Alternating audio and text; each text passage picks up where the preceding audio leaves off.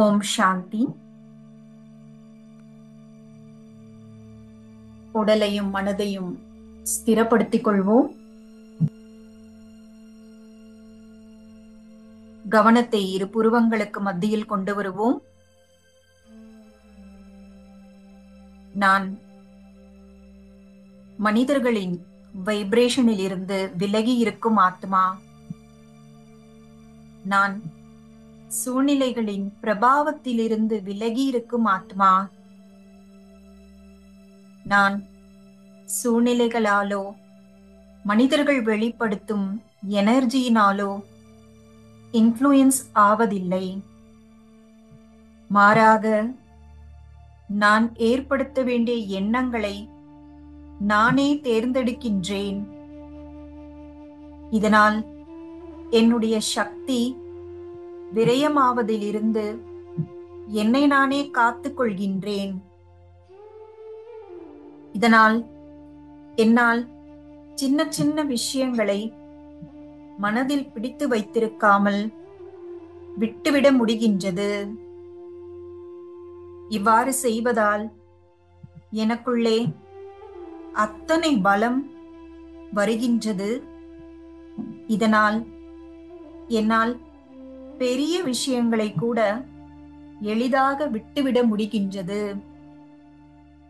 இப்பொழுது என்னால் மனிதர்களின் சமஸ்கார வேறுபாடுகளை சகித்துக் கொண்டிருக்கிறோம் என்ற உணர்வே இல்லாமல் வெகு இயல்பாக என்னால் சகித்துக் கொள்ள முடிகின்றது.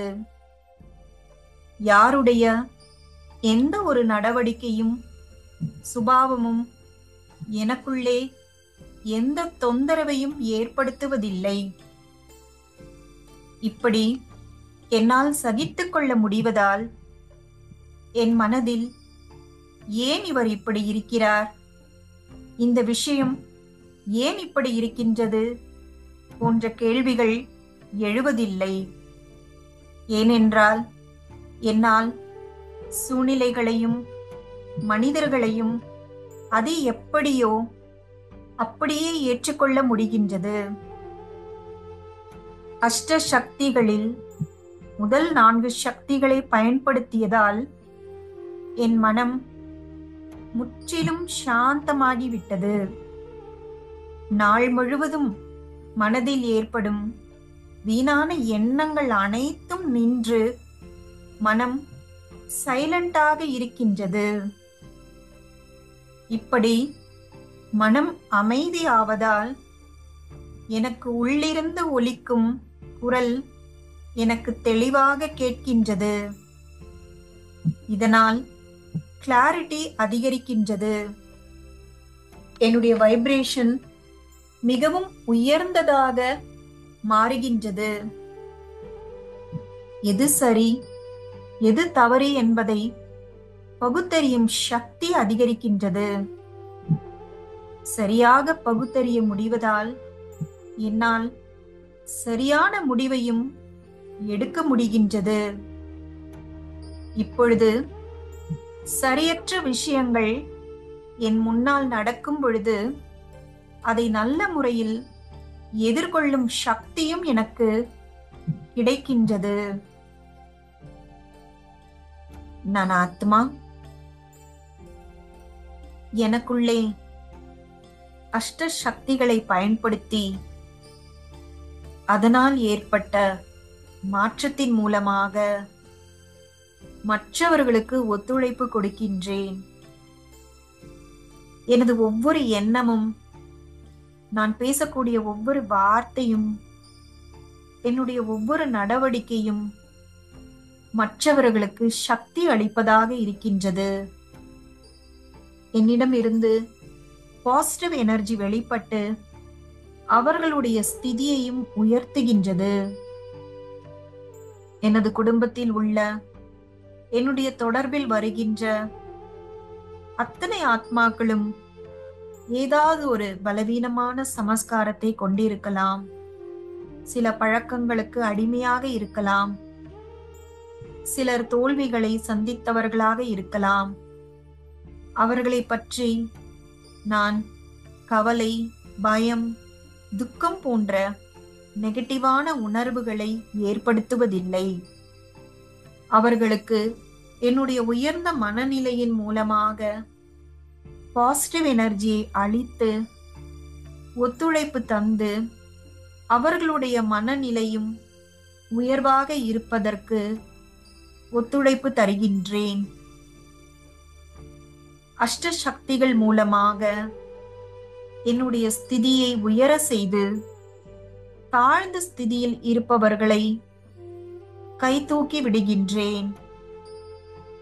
ஒரு கடினமான சூழ்நிலையில் அனைவரும் பதட்டத்தில் இருக்கும் பொழுது என்னுடைய உயர்ந்த அதிர்வலைகள் மூலமாக அந்த மோசமான சூழ்நிலைக்கு கூட ஒத்துழைப்பு கொடுத்து நிலைமையில் ஒரு முன்னேற்றத்தை கொண்டு வருகின்றேன். நான் என்னுடைய உயர்ந்த அதிர்வலைகள் மூலமாக வாயு மண்டலத்திற்கும் 5 தத்துவங்களுக்கும் ஒத்துழைப்பு கொடுக்கின்றேன்.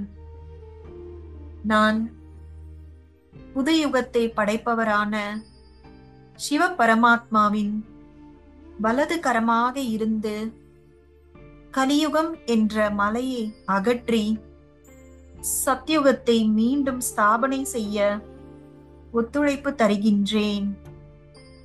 என்னுடைய தூய்மை, ஞானம், சக்தி, அன்பு மூலமாக இந்த யுக மாற்றத்துக்கு, சிருஷ்டி மாற்றத்துக்கு ஒத்துழைப்பு தருகின்றேன். எனக்குள்ளே எதிர்பார்ப்புகள், இச்சைகள், இவற்றால் ஏற்படக்கூடிய ஏமாற்றங்கள், காயம், இவை அனைத்தையும் நீக்கி என்னுடைய ஆற்றல் புலத்தில் ஒரு தெய்வீக தன்மையை கொண்டு வந்து என் தொடர்பில் வருபவர்களுக்கும் ஒத்துழைப்பு கொடுக்கின்றேன். நான் எப்பொழுதுமே அனைவருக்கும் ஆசீர்வாதங்கள் கொடுக்கின்ற லக்ஷ்மி ஸ்வரூபமாக இருக்கின்றேன். எனக்கு ஒரு பொழுதும் யாரிடமிருந்தும் எதுவுமே தேவையில்லை. நான் ஆத்மா. எனக்கு வேண்டிய அனைத்தையும் இறை தந்தையான சிவ பரமாத்மாவிடமிருந்து பெற்றுக்கொண்டு ஞானம், குணங்கள், சக்திகளால் என்னை நிறைத்து கொண்டு மற்றவர்களுக்கும் வழங்கி ஒத்துழைப்பு தருகின்றேன். என்னுடைய ஒவ்வொரு எண்ணமும், வார்த்தையும், நடத்தையும் மற்றவர்களுக்கு ஆசீர்வாதங்கள் அளிப்பதாக இருக்கின்றது. நான் சக்திசாலி ஆத்மா. நான் தேவி ஸ்வரூபமான ஆத்மா.